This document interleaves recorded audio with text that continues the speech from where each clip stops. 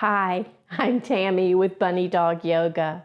Today I want to talk with you about the tools we use in our yoga program. You might have all the tools, you might have none of the tools. Don't let either situation stop you from doing your yoga practice.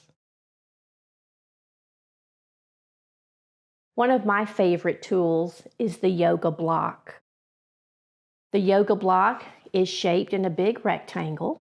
This one is made of a little bit of a squishy foam. I also have one that's made of cork, a little heavier, a little harder. I use both for different times on my yoga mat. The yoga block has the ability to raise the floor up to your level. It's especially useful in a forward fold.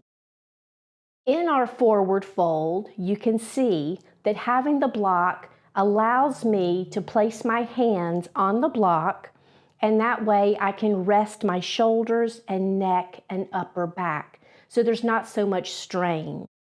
If I was trying to let my fingers touch the floor, it might be too much for my lower back, my hamstrings, or my shoulders, and we never want pain in our yoga practice. Another tool we use, but again is not required, is the yoga mat. I have a mat here. You can also see that I'm sitting on one, and I have another one going the other direction. This yoga mat is very thin. It's great for gripping the floor, but it doesn't offer much protection for sensitive knees or sensitive backs or elbows. You'll need to experiment with different yoga mats in your practice so that you find just the right one. One of my favorites is made by Yoloha, and I do sell them. You'll find them on our products page. I've also purchased mats from Manduka. It's another favorite of mine. Currently, it's the one I'm using now. Another tool that we use in our yoga practice can be a cloth on top of the mat. This is for those days when we get extra hot and sweaty and we're scared of sliding around on our mat. The yoga towel helps to absorb any sweat or moisture coming off the hands or feet.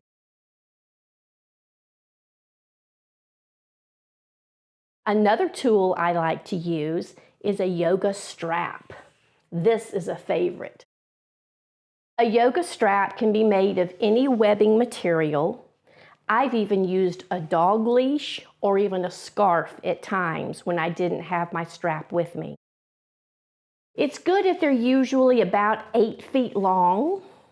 We use them to wrap around feet, to pull us deeper into a fold. We can use them to wrap around an ankle to get a deeper pose for a stretch in a quad. We can use them behind the back so that we get a deeper stretch in the shoulders. The one thing we don't want to use with a yoga strap is one that's too thin, because I don't want it to ever bind into your hands or arms or feet and have a cutting sensation. I want you as comfortable as possible on your yoga mat. Another absolute favorite tool of mine is the yoga ball. I like to use these spiky balls. They feel fabulous when you run them under the foot. It makes a great massage. You can do it on any body part. This one is a little squishier. This one is very hard and dense. Easily purchased at any of your favorite sporting goods stores. I use this one under the foot in a rolling action. And I love to use the yoga ball whenever I'm starting my practice. It kind of helps to get the sensation going in the feet. And we know the feet are going to be working very hard in our practice. If the spiky ball is too much for you, it offers too much sensation, you can always use a more traditional smooth yoga ball, a tennis ball, a baseball, a lacrosse ball, any type of ball that has the firmness or the softness that your body's craving. I love both of these to put behind my back or even on an aching thigh or calf. Roll them around a little bit, and usually you can loosen up a muscle. I have so many favorite tools on our yoga mat. One of my absolute favorites is the bolster. It has so many uses and is so versatile. This bolster is rectangular in shape. You can see that it has a short side and a long side. It offers a little more stability than, say, my more cylindrical bolster. This one's a little rounder. This one, this big pink one, I love to use during Shavasana to put under my knees. Offers a lot of comfort to my lower back and my hamstrings, especially after a long workout. The more flat bolster is excellent for some of our restorative poses, like sleeping swan or heart bench pose. I even use it during Shavasana if I need to elevate my legs.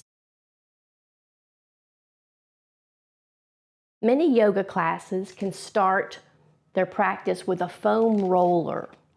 This again is a cylindrical shape, highly dense foam roller that you can place under many body parts to work out those either kinks from another yoga practice, or maybe you're a runner or some other sports enthusiast and you need a little help getting those muscles going again. It's always nice to end our practice in a beautiful Shavasana pose, and placing an eye bag that's weighted or scented over the eyes can give you the best sensation and best rest ever. Don't do without one of these. Yoga blankets have many uses. Whenever we're starting a practice off in meditation, it's always nice to have them wrapped over the legs or even the shoulders on a cold morning. You can also wrap yourself up in Shavasana. And I frequently use mine in my legs up the wall pose. Yoga blankets can be substituted for a bolster. You can fold it up nice and tight, and it gets to be as thick as a bolster for those times when you need a little help, maybe in pigeon pose or some other deeply held poses.